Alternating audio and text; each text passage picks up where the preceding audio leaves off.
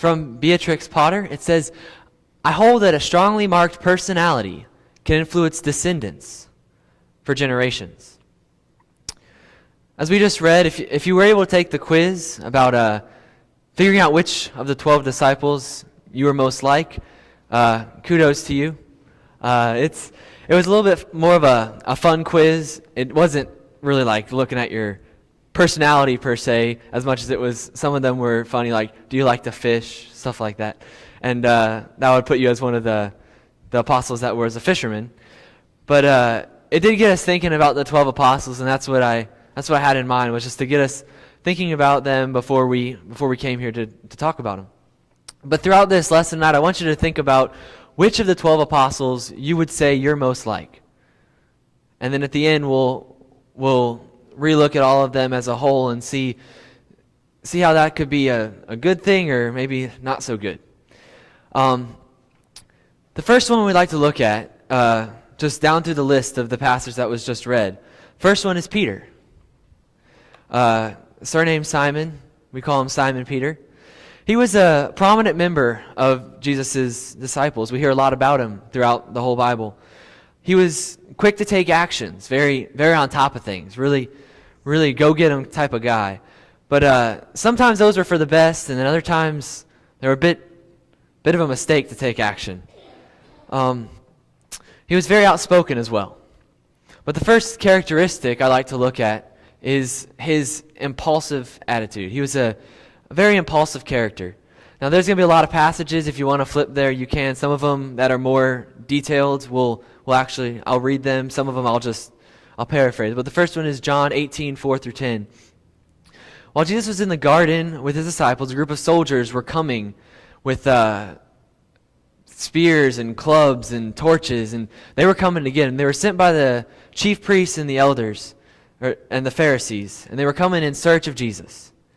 Knowing what these men were up to, Jesus asked, "Whom do you seek?"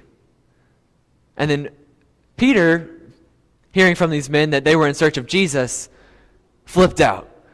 He impulsively took out his sword and struck one of the soldiers with it, cutting off his ear. So we see here that he was an impulsive individual. Another characteristic of Simon Peter was his cowardly attitude. In Luke 22:54-61, right after Jesus was arrested, we see that two men and a teenage girl later that day came up to Peter throughout this evening and throughout the night, and each accused him of being one of Jesus' followers. And every time, even after telling Jesus he would stand up for him, every time someone would ask him, weren't you one of Jesus' followers? Didn't I see you hanging out with him last week? You were following him around. You were up in that upper room having bread with him, weren't you?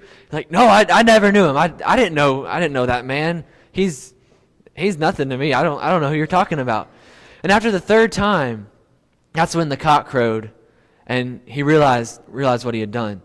We see here that he was cowardly. When people accused him of being a follower, he was like, "No, I don't have any part in that. I don't want to get killed tonight. I wasn't a follower of him. I don't know who you're talking about." Another characteristic was his hot temper. In Matthew 16:13-23, we'll turn there so we can read the detail of this passage. Matthew 16, verses 13-23.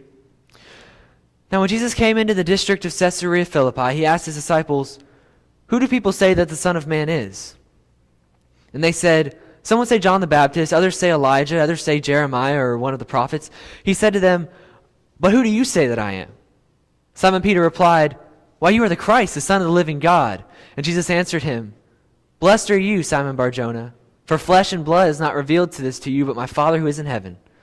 And I tell you, you are Peter, and on this rock I will build my church, and the gates of hell shall not prevail against it. I will give you the keys of the kingdom of heaven, and whatever you bind on earth shall be bound in heaven, and whatever you loose on earth shall be loosed in heaven." Then he strictly charged the disciples to tell no one that he was Christ. From this time, Jesus began to show his disciples that he must go to Jerusalem and suffer many things from the elders and chief priests and scribes, and be killed, and on the third day be raised. And Peter took him aside, and he began to rebuke him, saying, "Far be it from you, Lord, this shall never happen to you." But he turned and said to Peter, "Get behind me, Satan.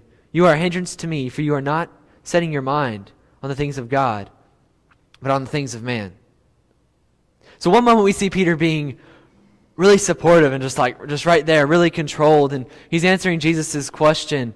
And then the next moment, he goes and rebukes him, saying, "No, you can't die." No, even though that was what the prophecies were saying, was he would have to sacrifice his life, and he would be killed for the salvation of everybody. He had this bit of a hot temper and was like, "No, Lord, that's not going to happen. That can't happen. We'll never let that happen to you." So that's another one of his characteristics. But let's look at some of the positive ones on his account. We see that he was a tender-hearted individual. In Luke 22:62, after he denied Jesus the third time, when he heard the rooster crow, he realized what he'd done, and he began to weep.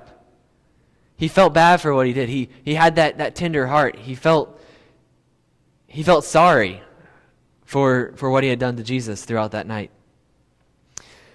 Another thing that it could be both positive and negative at times was his bold attitude. In Mark 14:29, Peter was bold in telling Jesus that he'll never fall away. He's like, even though everyone else will fall away, I will not. This might be a little bit of a cocky type of bold, but then in Acts 4:13, we see that Peter was bold in his preaching. And I'll go ahead and read that. Acts 4:13 says, "Now when they saw the boldness of Peter and John and perceived they were uneducated common men, they were astonished, and they recognized that they had been with Jesus." So we see here that not only was he a bold preacher from what we read, but also from what other people perceived. People who didn't necessarily believe in Jesus saw the boldness of his proclamation, saw the boldness of his teachings. And that made him a really great teacher. The fact that he was a very, very bold speaker. Well, let's move on to Andrew. Andrew was a fisherman. If you answered any questions about fishing on the quiz, then maybe that leaned you more towards Andrew. He was a fisherman. He was the brother of the Apostle Peter. His characteristics were, first off, enthusiastic. Here we go. Enthusiastic. John 1:35-41, when he found Jesus, when Jesus came to Andrew and he's like, he found the Messiah, he was so enthusiastic about it that the first thing he wanted to do was run and tell Peter. He ran and told his brother, "Brother, we have found the Messiah." So we see that he was a very enthusiastic individual, both about just things in general and also about Jesus Christ. He was also resourceful, and he always wanted to be a solution to the problem. Jesus had been following a large crowd of people, and he asked his disciples if there was any food that they could feed these people, because they were following Jesus around, and he's like, well, they have to eat. And although some of the disciples were a little bit negative towards the question, well, what are we going to feed them? Andrew sought out a solution. He went out and found a boy who had some food. He's like, well, Jesus, this boy has a little bit of food. He has 5 loaves and 2 fish. Do you think we can do this? Even though Andrew knew that this wasn't really enough to feed the people, but he wanted to be a part of the solution. He was very resourceful and very, very empowered to help out. The next apostle we'd like to look at is James, son of Zebedee. This is Jesus' half-brother or cousin, depending on the true history. That's all we know right now, is that he's his half-brother and his cousin, one of the two. He's first recorded disciple of Jesus. When we look at the who Jesus calls, when he goes out, James is one of the first people that Jesus calls to follow him. He's also listed as the first to see Jesus after the resurrection. Just a couple tidbits of information there. He was called James the Great and was generally considered taller or older than James the Lesser. One of his characteristics was the fact that he was vengeful and short-tempered. This is where both him and John get the nickname Sons of Thunder. They were very vengeful in their thinking. If we flip over to Luke chapter 9, verses 51 through 56. It says, when the days drew near for him to be taken up, he set his face to go towards Jerusalem. This is talking about Jesus here. Jesus set his face to go to Jerusalem. And he sent messengers ahead of him who went and entered a village of the Samaritans to make preparations for him. But the people did not receive him because his face was set toward Jerusalem. And when his disciples, James and John, saw it, they said, Lord, do you want us to tell fire to come down from heaven and consume them? But Jesus turned and rebuked them, and they went on to another village. So we see they're a bit short-tempered. When the Samaritans weren't going to take Jesus into their city and let him stay there on their way to their journey, they had this vengeful attitude. They're like, well, do you want us to send fire down? They're not gonna allow you to stay in their city and to be part of them.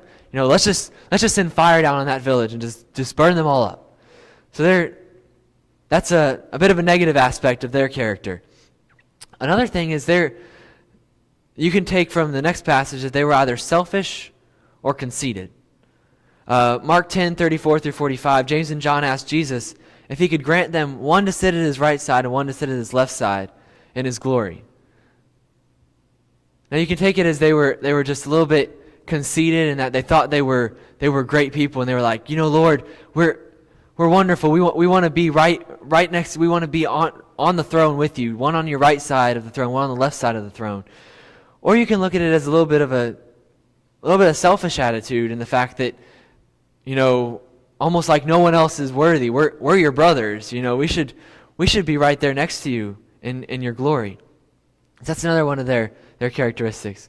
And then thirdly, James was a courageous individual. If we flip over to Acts chapter 12, Acts chapter 12, verses 1 and 2. It says, about this time, Herod the king laid violent hands on some who belonged to the church. He killed James, the brother of John, with the sword. James was courageous unto death, just like all the apostles were courageous in that they went against the norm and followed Jesus through all this time. But he was courageous in that even though they were persecuting Christians, he taught Jesus up until his death, up until King Herod just decided, let's kill him. He never stopped proclaiming the gospel. The next apostle we like to look at is the Apostle John.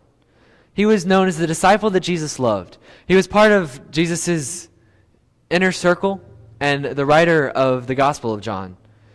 John was the only apostle to die a natural death. All the other ones were persecuted for their teachings. John wasn't killed for his teachings. And a side note of this is that when Jesus was telling John this, he's like, well, you're not going to be killed for proclaiming the gospel. Some of the other apostles thought that John would never die. But in reality, Jesus was telling them that, John wasn't going to be killed for proclaiming the gospel. He was going to die a natural death. So that's just another interesting tidbit of information, that he was the only apostle not killed for teaching about Jesus. John was always around Jesus. He made sure he was always with Jesus wherever he was. He was at Jesus' trial. He was at his transfiguration. He was even there when Jesus was raising Jairus' daughter. He spent as much time with Jesus as he could. But again, like we looked at on the past slide, he was vengeful and short-tempered just as James was. They were together in wanting to send fire down. And he was also the same type of selfishness, conceitedness that James was in the story of how they wanted to be on the throne with Jesus. But he was also bold, like Peter was. In Acts 4:13, as we read earlier, John was with Peter when they were preaching. And then the people said that they were very bold in their speaking. He was also loving and compassionate. Because while Jesus was on the cross, he looked down to his brother John. He said, John, behold your mother. And at that moment, John took his mother to his house and took care of her. So we see that he was a loving and compassionate individual towards other people. Obviously, you would be loving to your mother, but the fact that he took her in and took care of her, he took her to his home and took care of her, was that characteristic of love and compassion that John had. The next one is Philip. He was a great teacher. He proclaimed the good news to the people of Samaria, and also we know the story of Philip and the Ethiopian eunuch. So he was a really great teacher of God's word. One of his characteristics was that he was practical and literal.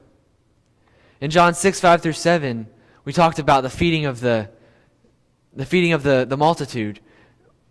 When Jesus asked the question, who are we going to feed? Unlike Andrew, who was like, I'm going to go find some food to help Jesus out, Philip was like, where are we to buy bread for this many people, Jesus? Where are we gonna get this much money? He took it literally and pointed out the problems that were at stake. He's like, not even 200 denarii could feed this many people. How are we gonna find enough bread and enough food to feed this crowd? It's not possible. So we see that he took things very, very literally. When Jesus was making points, he took them as fact rather than seeing that Jesus was asking a rhetorical question like, how are we going to feed these people? Like, where can we get food? Even though Jesus knew that he can make food come out of nowhere. He can make food come out of thin air and feed this multitude of people. But it was a test for Philip, and we see that he didn't do too well. He took it very, very literally. Another characteristic is that he was a bit doubtful. In John 14, we see when Jesus is speaking about how he's the way, the truth, and the life, he states, if you had known me, you would have known my Father also.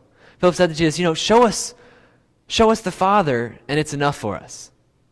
Jesus replied, do you not believe that I am the Father, and the Father is in me? He's saying, you need to see the Father in order to believe all of this. So he's a bit doubtful at times. He's also very determined, though. In Acts 8:26-38, he was so determined to preach the message of Christ to this Ethiopian eunuch that he ran after this chariot. Now, we don't know how fast the chariot was going. It could have just been a little bit of a walking horse, or it could have been going at a pretty good pace, but the Spirit gave him the power to run after this chariot and to run alongside it and to stop the chariot and ask the Ethiopian, do you understand what you're reading? So he was determined. He was determined to preach the gospel. The next apostle is Bartholomew. Now, Bartholomew was a bit of a skeptical individual. Let's flip over to John chapter 1. John chapter 1, 45 and 46.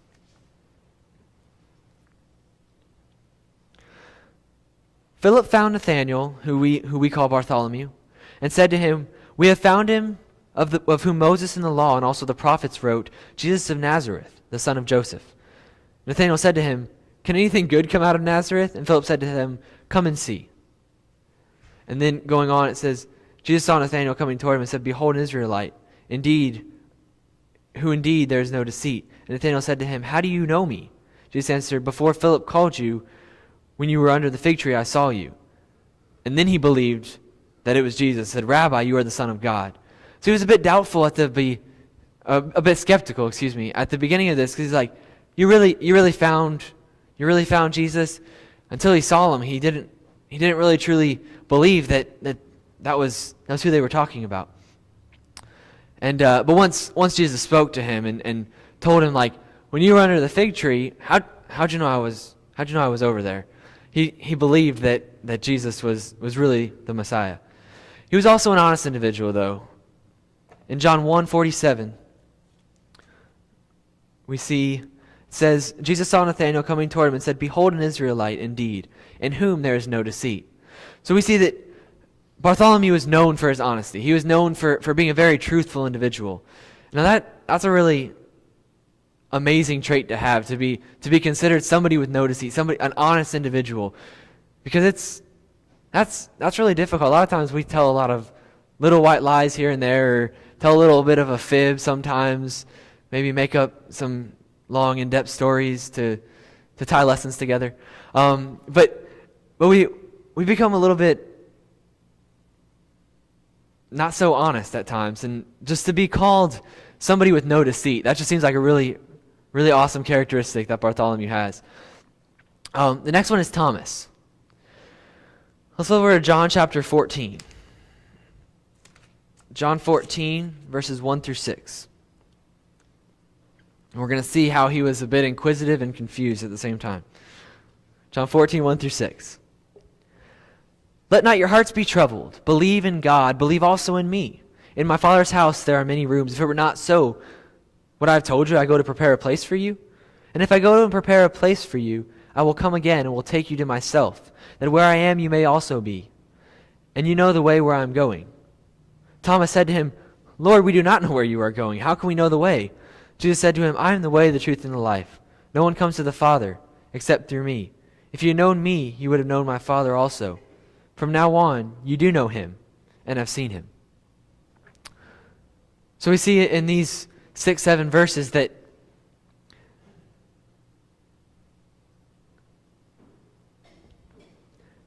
he was a little bit confused in what Jesus was saying, but he was also questioning him. Like, he wanted to know the answer to his question. But he was also confused as to what Jesus was speaking about. And Jesus goes on, he explains to him what he meant by his statement. He was brave and courageous. In John 11:16, Jesus was heading back to Judea in order to raise Lazarus from the dead. This was a place where the Jews were just seeking to stone him right before he had left. And he called his disciples to come with him, and they're like, they just about stoned you the last time you were there. Why would you go back to that city? And Thomas, being his brave self, he backed up Jesus saying, let's go. Come on. He was encouraging his disciples, like, let's go back there with him. We should go so that we may die with him there. If we're really going to be persecuted when we go back to that city, let's go with Jesus so we may die with him. He was very brave and courageous. But again, as most of us know him for, he was doubtful. Let's flip over to John chapter 20. John 20, verses 24 through 28. Now Thomas, one of the 12, called the twin, was not with them when Jesus came. So the other disciples told him, We have seen the Lord. But he said to them, Unless I see in his hands the mark of the nails, and place my finger into the mark of the nails, and place my hand into his side, I will never believe. 8 days later, his disciples were inside again, and Thomas with them. Although the doors were locked, Jesus came and stood among them and said, Peace be with you. Then he said to Thomas, Put your finger here and see my hands, and put your hand there. Place it in my side. Do not disbelieve, but believe. Thomas answered him, My Lord and my God. Jesus said to him, Have you believed because you've seen me? Blessed are those who have not seen, and yet have believed. So he was doubtful to begin with, but once he saw Jesus, he was like, You are the Lord. This sounds a lot like another apostle we talked about earlier who didn't believe until Jesus said that he saw him sitting under the fig tree previously. And that's Thomas's well-known characteristic, just being a doubtful one. But it's good to see that he does have some other things. He was very inquisitive, someone always wanting to know the answers, always wanting to learn more, but also a very courageous individual as well. Let's look over at Matthew. Matthew was a very trusting person. Matthew 9:9, hearing 2 words from Jesus, he made a decision. Hearing Jesus say 2 words, Follow me, Matthew left the tax booth and followed Jesus. He was very trusting. A man comes to you and just says, Follow me, and you follow him for the rest of your life. That just seems like that's a very, very trusting aspect of Matthew.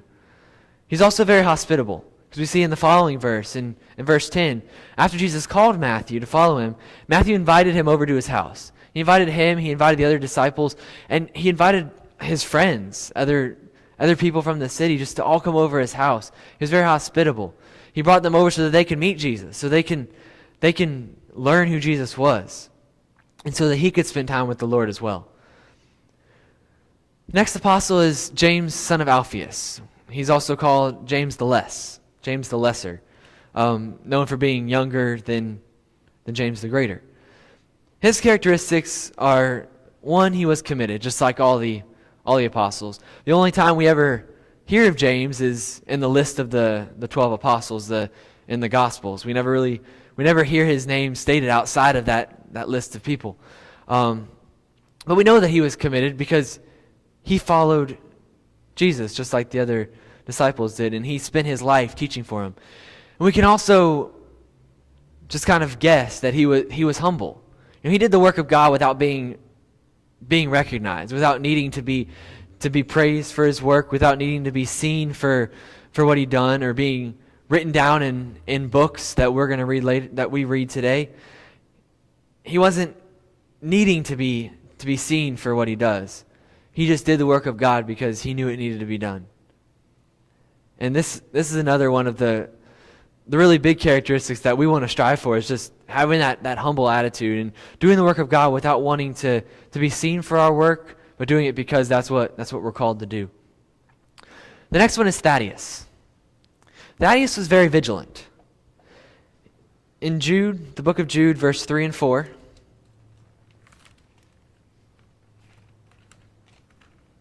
Jude, verse 3 and 4, it says, "Beloved, although I was very eager to write to you about our common salvation, I found it necessary to write appealing to you to contend for the faith that was once for all delivered to the saints.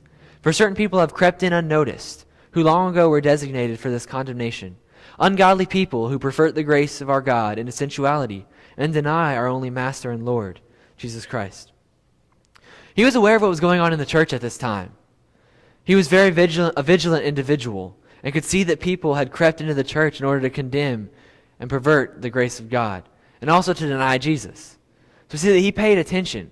He knew what was going on, and he wanted to warn people that this was happening, to make other Christians aware. Beware of these people. Don't let them tear you away. Don't let them pull you away from the church or take your congregation and smother them into the dust. Watch out for these people.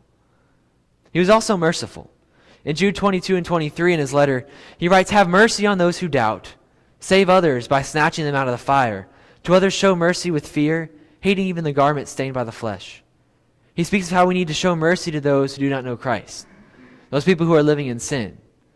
So he was merciful. Next we have Simon the Zealot. Now, if we know much about zealots, they're very committed Jewish nationalists who were against the Roman government. So to be a zealot, you have to be very patriotic and a very loyal person. You were very loyal to what was going on in the battle between the Romans and the Jews. So being a zealot, he was very patriotic and loyal to his Jewish heritage. But also being a zealot, you tend to have a little bit more of a violent nature. As a zealot, you were to carry on or to support the carrying on of terrorist acts against the Romans. So Simon must have had some sort of violent side to him in order to take part in this group of people.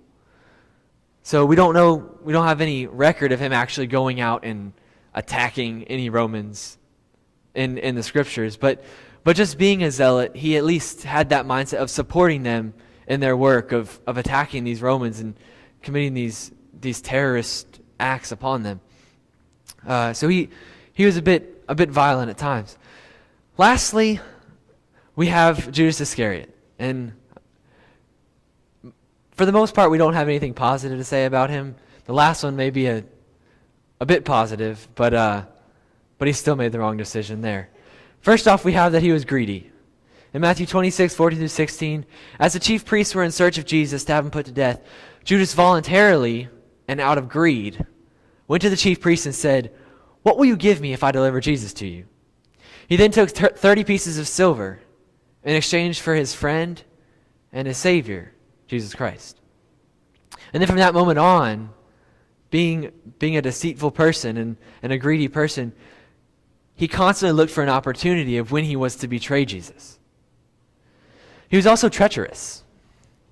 In Matthew 26, while Jesus was in the garden speaking to his disciples, Judas came with a great crowd, carrying swords and clubs, in order to turn Jesus in, as he had promised, for those 30 pieces of silver. But a bit of a positive thing was that he was remorseful. Let's flip over to Matthew chapter 27. Matthew 27, verses 3-5. Then when Judas his betrayer saw that Jesus was condemned, he changed his mind and brought back the 30 pieces of silver to the chief priests and the elders, saying, I have sinned by betraying innocent blood. They said, what is that to us? See to it yourself. And throwing down the pieces of silver into the temple, he departed and went and hanged himself. So we see that he was remorseful for what he had done. And out of this remorse, he made a really, really bad decision in going out and committing suicide and hanging himself out of that guilt and that remorse for having given up his friend and his Savior. And so now that we looked at all the apostles, I'd like to ask you the question, which one are you? What personality traits do you have? Does your personality primarily help or hinder the cause of Christ? Were you like Peter? Or are you like Peter? Are you impulsive and hot-tempered at times, but bold in your speaking about Jesus? Are you very tender-hearted? Maybe you're Andrew, someone who's enthusiastic about following Christ and wanting to tell people about him. Always looking for a way to be a solution to the problem. Never looking at it like, oh, we can't do that. Always being a solution to that problem that's at hand. Maybe you're James and John. Maybe you're short-tempered and selfish, but courageous when the time calls for it. Maybe you're Philip. Very practical and doubtful at times because you focus on literal things, but determined to finish tasks when they need to be finished. Maybe you're Bartholomew. A little bit skeptical when people tell you things, but always honest. Maybe Thomas, doubtful at times, but have a very brave heart. Maybe you're Matthew, a very trusting individual, trusting of everyone, giving people the benefit of the doubt. Very hospitable and happy to take people in and to treat them as your guests. Maybe you're James the Lesser, committed to Christ and humble, not wanting to be recognized for the good work you do in the Lord. Maybe you're Thaddeus, a very observant person, someone who shows a lot of mercy to other people. Maybe you're Simon, a loyal and patriotic individual, but tend to be violent towards those against you. And lastly, maybe you're Judas. Maybe you're someone who's betraying Jesus. Someone who's betraying him every day by living in sin. Because every time we sin, we do in a way betray Jesus. Are you Judas? Don't be like Judas. Don't let the sin of this world take you to the noose. Don't let the sin of this world tear you down and tear you apart. Don't let it entangle you. Let God forgive you. You know, every time we gather together, we have an opportunity to confess the faults that we have and to ask for prayers of brothers and sisters to help us out when we need help. So ask yourself tonight if you may be living like Judas, if maybe you're betraying Jesus in your life and you need help. If that is your case tonight, we have an opportunity for you to come forward and to make your request known to the members here and have us pray for you. Whatever your need may be, you may come forward now as we stand and while we sing.